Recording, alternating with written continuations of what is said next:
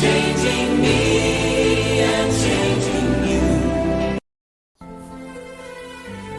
Praise the lord.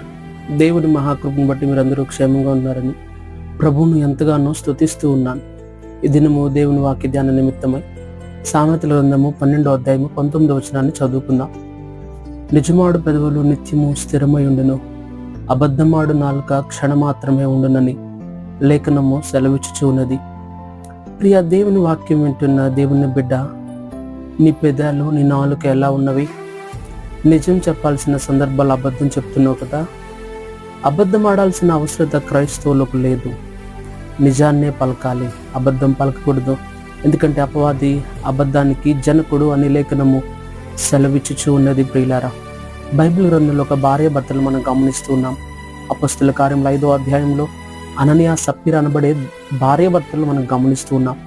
వారు పేతురు దగ్గరకు వచ్చి అబద్ధం ఆడారు. వారు పొలాన్ని అమ్మారు, కానీ మొత్తం అపొస్తలుల పాదాల దగ్గర పెట్టక కొంత దాచుకుని ఇంతకే పొలాన్ని అమ్మామని అబద్ధం చెప్పి పరిశుద్ధాత్మను మోసపుచ్చారు.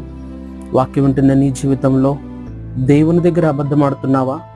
దేవుని బిడ్డగా చలామణి అవుతూ లోకంలో అబద్ధికురాలుగానో అబద్ధికుడుగానో ఉంటున్నావా? ఈ పెదాలు ఎలా ఉన్నాయి? అబద్ధమాడు నాలుక క్షణమాత్రమే అని లేఖనము సెలవిచ్చుచున్నది. నువ్వు చెప్పే అబద్ధం ఆ పర్టికులర్గా ఆ యొక్క సందర్భంలో నిన్ను ముందుకు నడిపించగలుగుతుందేమో, కానీ నిజము నిత్యము నిలకడగా ఉంటుంది.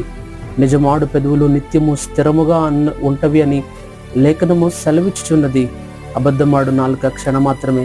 ఆ అబద్ధం క్షణికమైన సంతోషాన్ని మిగులుస్తుంది, కానీ నిజాన్ని, స్థిరమైన విజయాన్ని నీకు ఇవ్వలేదన్న సత్యాన్ని దినము గుర్తించు.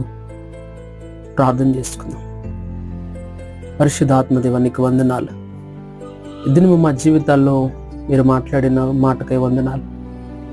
అబద్ధమాడు నాలుక, నిజమైన పెదాలు అనే మాటను బట్టి మాతో మాట్లాడి ఉన్నారు ప్రభువా.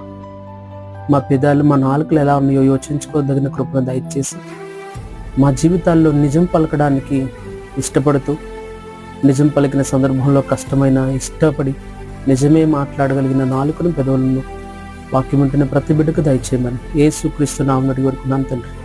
ఆమేన్. God bless you.